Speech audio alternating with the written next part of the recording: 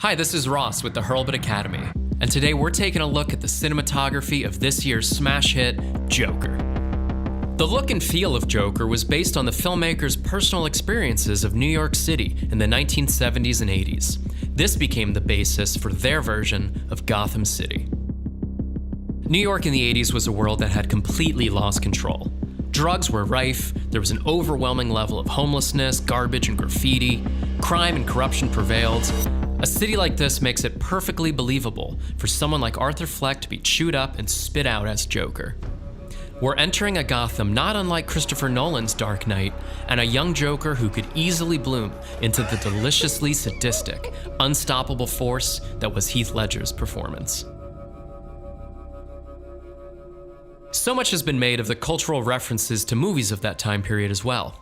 Movies like Taxi Driver, Serpico, and King of Comedy have received a nod in the look of Joker.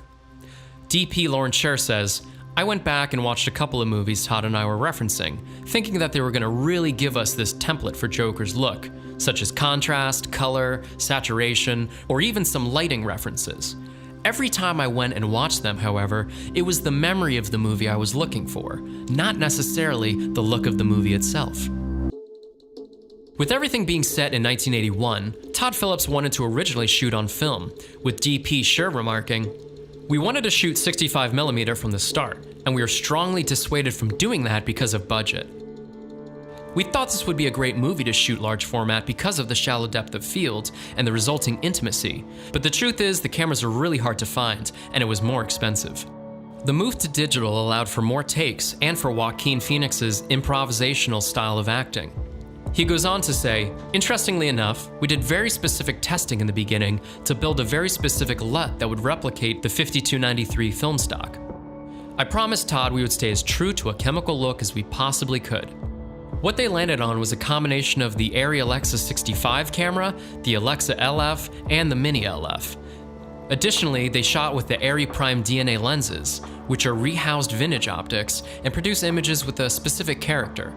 They're more gentle compared to Arri's signature primes, yet very sharp in the center. They also have a different flaring characteristic and tend to mirror the look of old anamorphic lenses in terms of subtle vignetting. If you're going to shoot a movie that looks completely at home in the 1980s, then this isn't a bad first step. Basically, we were just like, this is not going to be a pure DNA set. This is not going to be a pure set of anything. This is going to be a Frankenstein set of lenses, old Canons, Nikors. There were some Leicas in there. Lenses that could cover the field of view of the sensor and felt like lenses of that era. Despite the emphasis on realism, Scher took some inspiration from the look of comic books, recalling how the production designer brought a copy of the comic The Killing Joke on a location scout. I just remember feeling that it was beautiful with really emotional, evocative imagery. So at the very least, I set out to create those kind of images. You're creating these really dynamic frames via composition, the shading, the contrast, all these things where you have a format that is different than a movie. Certainly at the beginning of the movie, I really try to think about the arc of the photography just like the arc of the character, trying to get early themes whether through lens choices, composition, and lighting, and then build the character as we transform into Joker. There certainly was a feeling of Arthur being boxed in from the beginning, making him come across as a small figure in a big world, practically invisible. The amount of headroom that Arthur's given in the frame certainly aids to shrink the man behind the myth.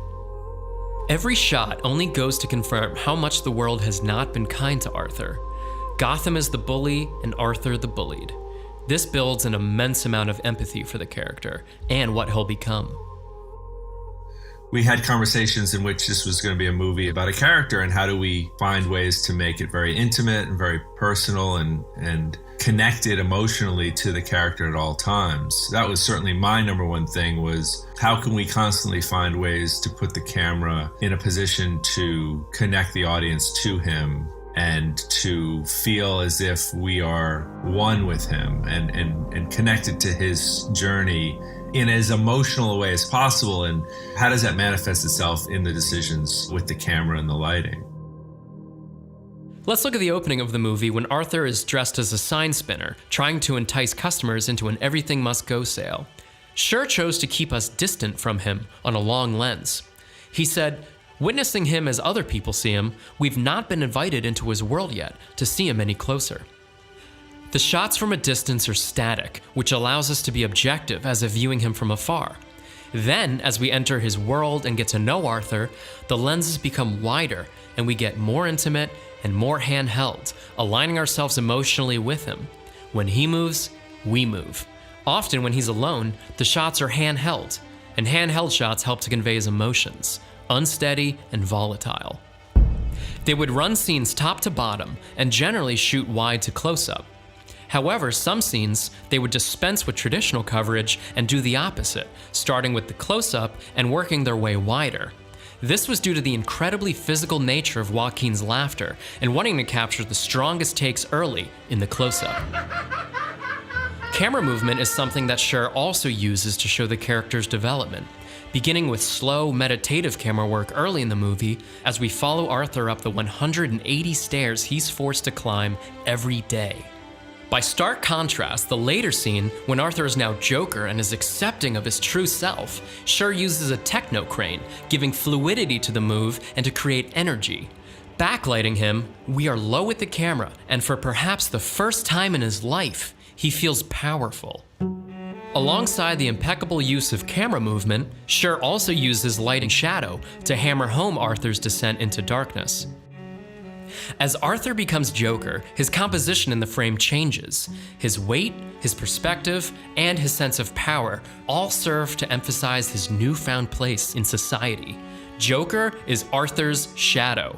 He gets darker and bolder as we move along. More shadows appear throughout the film as he makes this transition. This shadow gets bigger and bigger until eventually it consumes him, hence the strong emphasis on mirrors.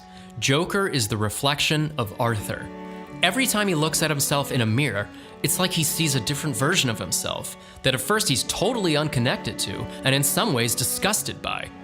It's only when he has fought back, killed, and dances a transformative dance that he finally recognizes himself as Joker. He assumes a somewhat Christ-like pose, a savior unto himself in the chemical glow of the flickering light.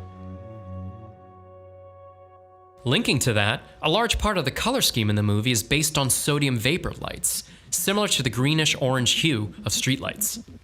Lawrence Scher talks about the color in two ways. The dusk blue represents his isolated and lonely side, and the warmer light, the more hopeful side of someone seeing a different future. Even if that future's with his mom, when he's watching TV with her or bathing her in the bathtub, there's a more comforting warmth. Toward the end of the movie, he chooses that dark part of himself and we bring the warmth back. He's once again hopeful, even if it's for a nihilistic and chaotic future. In his mind, it's the future he wants to embrace. For a movie that is filled with color, the fact that the final scene is as devoid of color as possible, almost purely black and white, could not be a better reflection of the extremes that exist today. Extremes that director Todd Phillips and cinematographer Lawrence Scher brought to the character of Joker and to the city of Gotham to reflect our society as a whole. Thanks for tuning in to the Hurlbut Academy Look of Joker. If you like this video, give us a thumbs up and let us know in the comments what film we should do the next look of. Don't forget to subscribe to our channel and ring the bell so you never miss another cinematography breakdown.